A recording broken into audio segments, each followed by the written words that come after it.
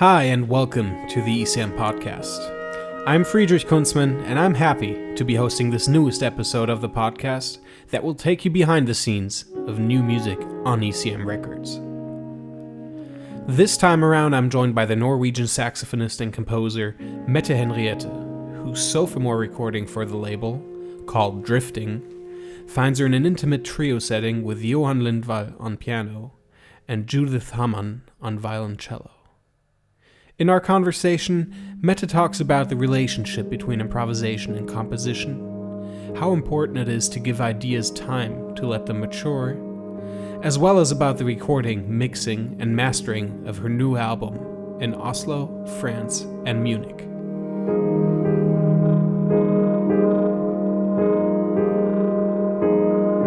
Welcome to the podcast. Thanks for joining me. Thank you. And can you take me through the process of how the music for this album took shape as compared to for your debut? Yeah. So this repertoire had been work in progress for a while.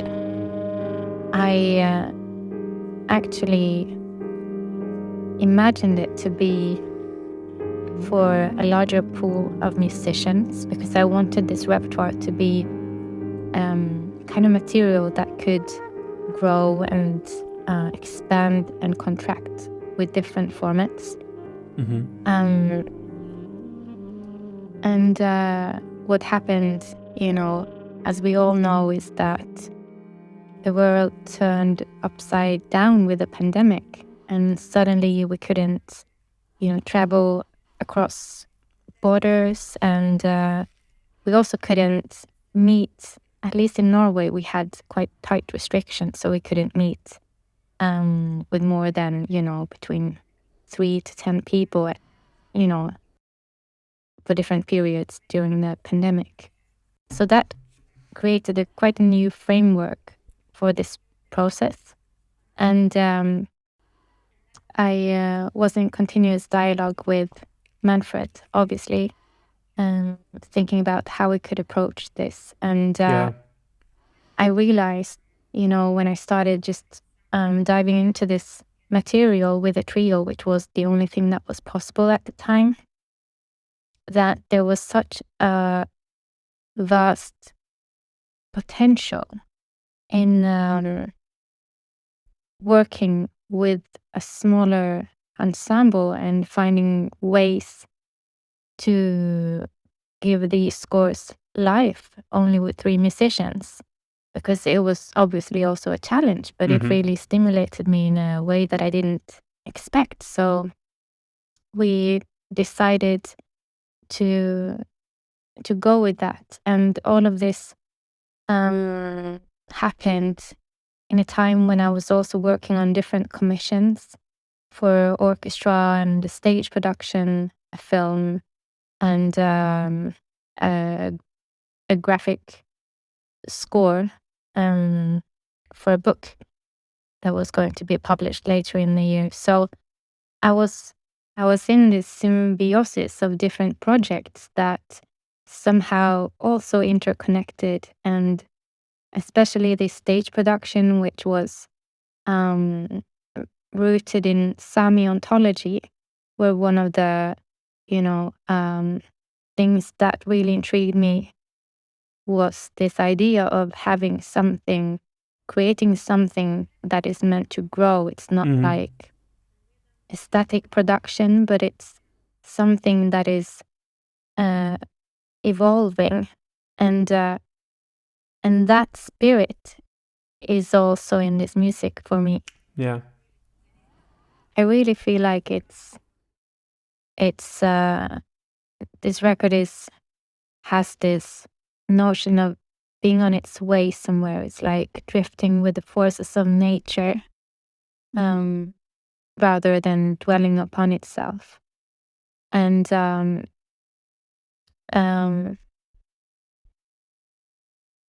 I feel, even after recording it, I feel really inspired to continue exploring it, and that's such a special feeling.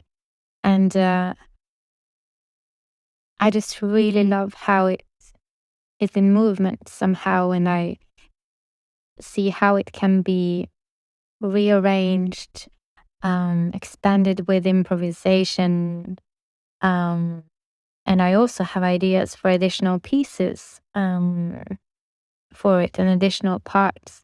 So it's really alive inside of me, this music, and it's a great feeling. So really beautiful opportunity to work with the trio a bit in depth and create the structures and the core material together with them. In that way, it kind of does connect to your debut album, because the first half is also trio music with cello and piano. Yeah. And throughout the album, you introduce various elements that seem to reappear at different points, like recurring motifs, if you will.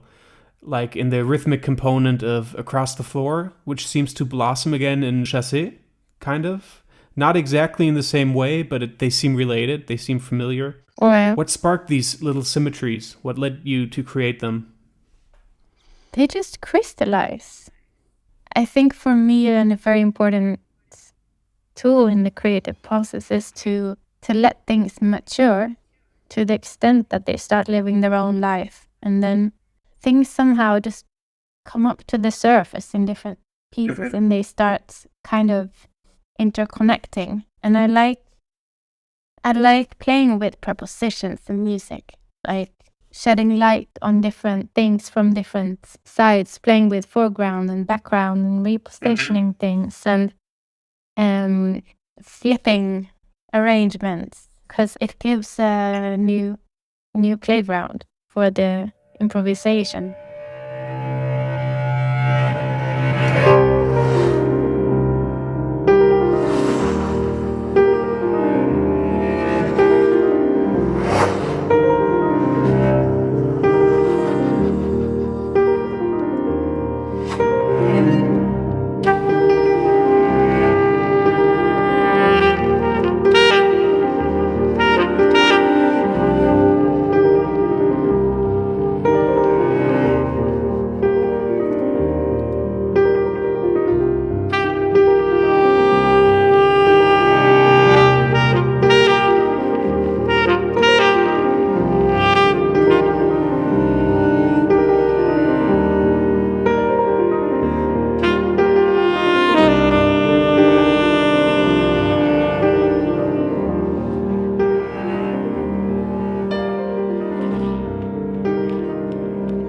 Compared to a lot of other, I find contemporary composers, musicians, who work with these elements but concentrate on the melodic material, your motifs or your elements that you kind of juggle with often are of a very subtle rhythmic nature. Sometimes it's just texture that interests you most, it seems. All ways, all approaches intrigue me, and I think that it's interesting to explore all of these. And melodies too, like textures can be melodious, and rhythms can be melodic, and it has to do with imagination, I guess. It's about the way of seeing and how you listen, and I just like playing with that and challenging myself and the way I perceive things, and also the musicians perceive things. And it was a really interesting process, actually, because it was really difficult to find places to work, and it was just really difficult also to fly in. The cellist, she is not based in Norway. It was really peculiar, and we had this challenge finding spaces to work, and then by chance, because I was working on a commission for the Munch Museum, we were able to work there for a bit in the new museum before they opened. So it's been a really special process coming together of factors. Exactly. And that's where you ended up recording the album too. In that museum, right? We did. We did record it during those processes. So it's really like this album is capturing a moment in time. It's really what it is, because it's while we were working with the material, and I can kind of feel it, still growing on that album. And I know also in my when I hear it, I feel like my imagination is so present in the listening process, and I hear where it's going, and I have so many ideas, and I just can't wait to tour this music. It's really transitional album for me. Nice. It really sounds like a new chapter in many ways, and there's a lot of different textures, a lot of different melodic things to go through, and a lot of interplay on a very different level. Also, you just spoke of the cellist Judith Hamann, who's new in your musical cosmos. And like you just said, you were a nomad for 5 years. They follow that tradition, or not tradition, but that lifestyle, that idea, that philosophy. How did they come into the picture for you? So we actually met in Tasmania because Johann and I were traveling and touring, and because Katrine shut on the original album, she wasn't able to tour with us, so we had to find somebody. And I had done a little bit of, checked out a couple of cellists and got some recommendations, and then Judith came up as a very, very natural musician to ask. And by chance, she happened to be in Australia for like 2 days between travels between the States and Europe. So it was really a lucky moment. And we did that show, and it felt like the most obvious, natural thing. Like, she's really an incredible cellist. Really incredible.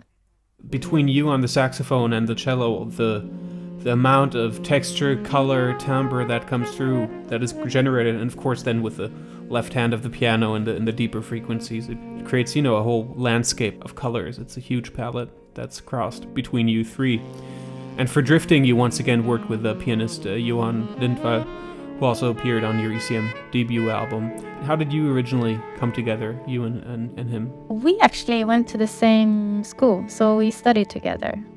And somehow we just found each other being quite different personalities, but I think what connected us was maybe our individualities, and that we had some already then quite strong directions on where we were going creatively, and somehow that became a very inspiring and interesting musical space to be in, because we could play with our extremes in a way. So we played for 10 years.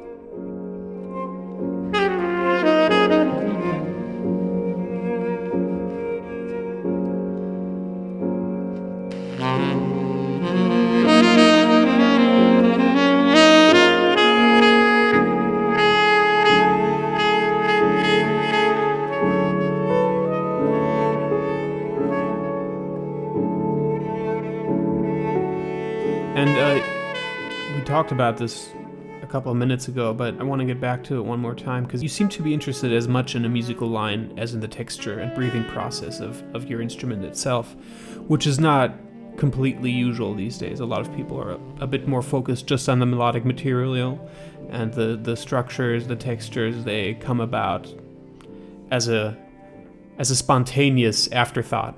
But with you, everything seems to be on the same level. I think a song like, I'm going to call it 0 Degrees, that song really highlights that aspect of your music. What guides you when you're making these kind of elaborations with your instrument? Where does that come from? It's a good question. Where does music come from? I think what I try to do with all music is to listen within, I guess. Yeah, that's where I try to capture things, and one collects many different impulses, but they can be visual, they can be olfactive, they can be, movements and tastes and sounds, and we had all these senses, and I think that when that matures and it kind of solidifies and you listen there, it just lives its own life in a way. It just tells you what it wants to do.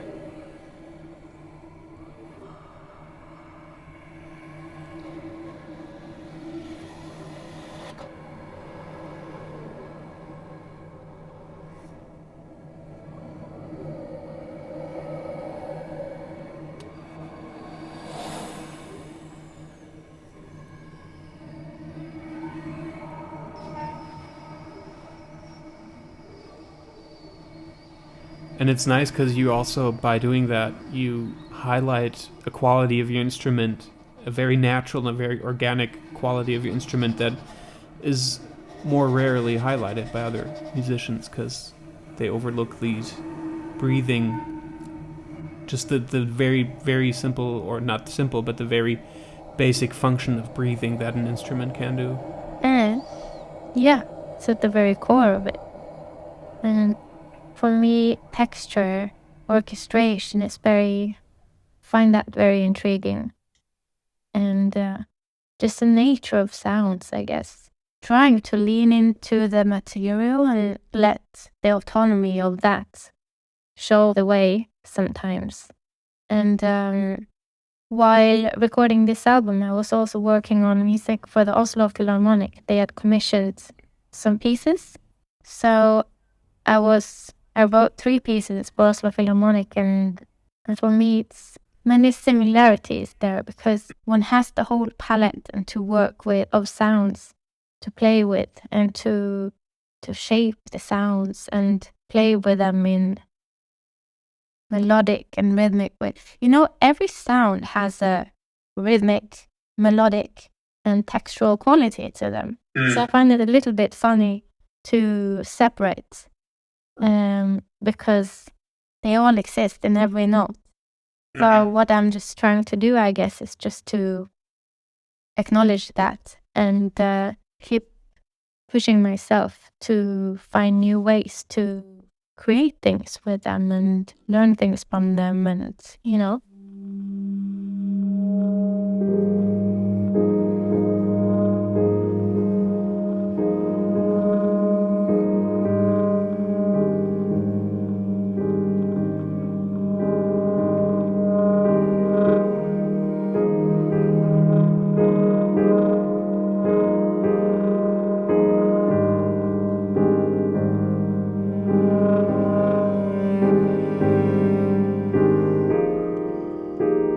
Talking about your influences in a conversation that you had with Steve Lake a couple years back, you'd mentioned that you were aware of saxophonists like John Coltrane, Albert Ayler, or Evan Parker, but that your influences were coming from other places, and that you never really had a saxophonist role model, but you had other factors that went into where you were going musically and where you came from musically. Can you shed some light on what some of those places are, some of the general places that you came from musically when you started out?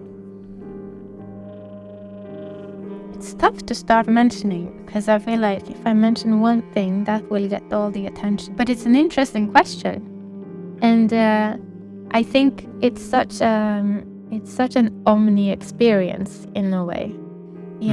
We have all these senses and we absorb so many things from the moment we're born, and before that even. Singling anything out wouldn't do justice to what it actually is. It's so much bigger than idolizing one individual, because I feel like art, like the wish to or the need to have music in one's life as a place to contemplate and, have an outlet for things. It can also appear before you get these idols, so where is it coming from? And what is it that shapes us as human beings? I don't think you can really separate the musician from the human, Which means that what influences you oftentimes isn't necessarily other music. It can come from anywhere. It can come from just, imagination. It doesn't separate.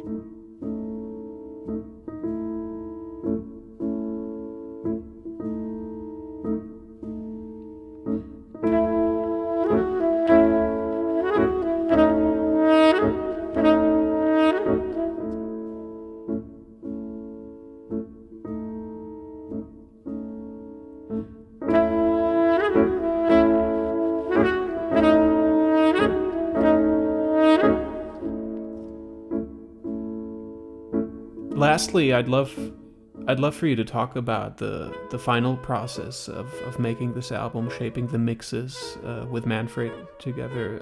How did that go about? it's always really lovely to work with Manfred because he brings in a different perspective. And he somehow always kind of had a very intuitive understanding of what I'm up to, but then he brings in something else, which I really love, because I feel like a collaboration is only a collaboration when you work with someone who has slightly different perspective and take on things and can challenge your own, assumptions sometimes. And so we had some really interesting conversations. He was also, we agreed to record a trio during the pandemic rather than waiting to do it with a larger different ensemble. We just felt like diving into the process. And then after it was recorded, we met in France to mix, which was really lovely. Had time to listen through things and talk about the essence of every piece and get the overview of things. And after that, having some time to see how this could be create a larger art and how they can interconnect, because this is something that we knew about this material, that, like you said, also it has these they speak to each other, the pieces. And so we thought about different ways of doing that, and then he made a draft. I had some inputs, and then finally we worked on this sequence and mastered that in Munich. And then in the very end, we worked on the design, obviously, the artwork. Which is the artwork is from a Sami photographer. Yes, so it's a bit special because since the last release, or the debut album, I've been doing quite a lot of research and some commissions within the Sami context. Also wanting to learn Sami myself, because that's something that my family lost because of their history, the oppression of this culture. And a couple of the titles are also in Sami, which I translated by, I went to Inga Ravnaira, a poet and a Sami teacher in Karasjok, and I spent Easter there at her place, and she had invited me to study a bit of Sami, and then I had brought some poems that I really would love to translate. And then we were just sitting and ended up studying and digging deep in really old dictionaries to find words that are not really much used in Sami either today. But it's such a rich language, has a different color and different sound than many other, in terms of meaning also. And so a couple of the things we did there, it led to these titles. The photographer is Sami, so the cover is from the north of Norway, next to Lyngenalpene. And it has that connotation. Exactly.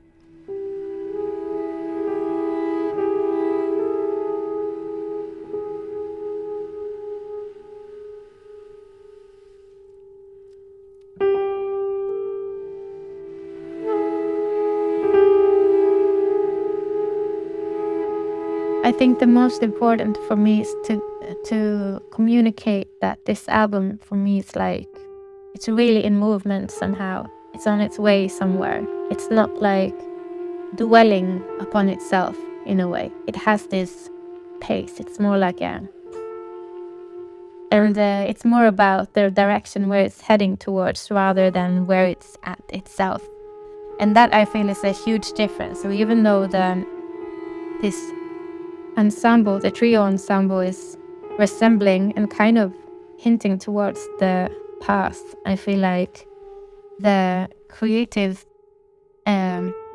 agency it has and what it means to me and where I'm going with this, it feels so fundamentally different. It's more dynamic and it has a lightness to it that I really love.